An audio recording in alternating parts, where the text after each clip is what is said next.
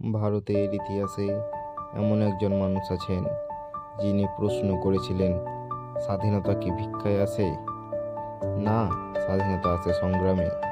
এই মানুষটির নাম নেতাজি সুভাষচন্দ্র বসু।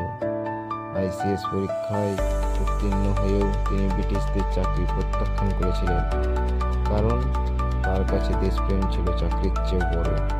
কারাবাস, অত্যাচার কিছুই তাকে আটকে রাখতে পারেনি। ব্রিটিশদের চোখে ধুলো দিয়ে তিনি পাড়ি দেন বিদেশে। সেখানেই গড়ে তোলেন আজাদ হিন্দ ফৌজ, একটি স্বাধীন ভারতীয় সেনাবাহিনী। তার ডাক ছিল স্পষ্ট, তোমরা আমাকে রক্ত দাও, আমি তোমাদের স্বাধীনতা দেব।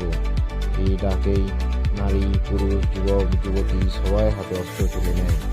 নেতাজির স্লোগান জয় হিন্দ আজও প্রতিটি ভারতীয় কণ্ঠে। তিনি প্রমাণ করেছিলেন স্বাধীনতা ভিক্ষা নয়, লড়ে নিতে হয়। নেতাজি শুধু একজন নেতা নন, তিনি ছিলেন ভারতের সাহস, আগুন আর আত্মসম্মান। নেতাজি সুভাষচন্দ্র বসুকে জানাই শত কোটি প্রণাম।